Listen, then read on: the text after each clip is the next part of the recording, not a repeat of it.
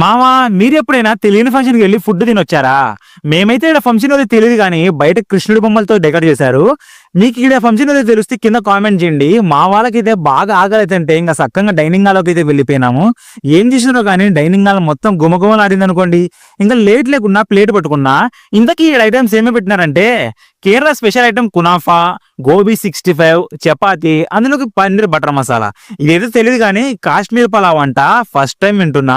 ఇంకా మష్రూమ్ దమ్ బిర్యానీ, వంకాయ, గోంగూర అండ్ పెరుగు చట్నీ అయితే పెట్టినారు. సిగ్గుపడకుండా ప్రతి ఐటమ్ ప్లేట్ లో పెట్టుకుని టేస్ట్ చేసినాం మావా.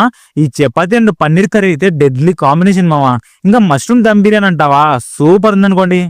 ఈ ఫంక్షన్ లో పెట్టిన ప్రతి ఫుడ్ ఐటమ్ చాలా బాగుందని మా ఫ్రెండ్ కి బాగా నచ్చి, ఎవరో కనుక్కోమావా మన ఇంట్లో ఫంక్షన్ కూడా వీళ్ళని క్యాటరింగ్ మాట్లాడదాం అంటే కనుక్కున్నా.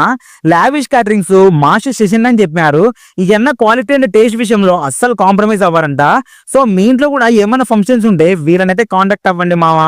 నెంబర్ స్క్రీన్ పైన అండ్ డిస్క్రిప్షన్ లో ఇస్తాను, ఖచ్చితంగా కాంటాక్ట్ అవ్వండి. ఇంకా వైట్ రైస్ సెక్షన్ కూడా ప్రతి ఐటమ్ అలా అలా టేస్ట్ చేసినాము, అదిరిపోయింది.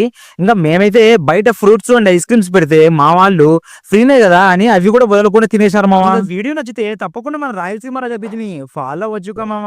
ఉంటా బాయ్.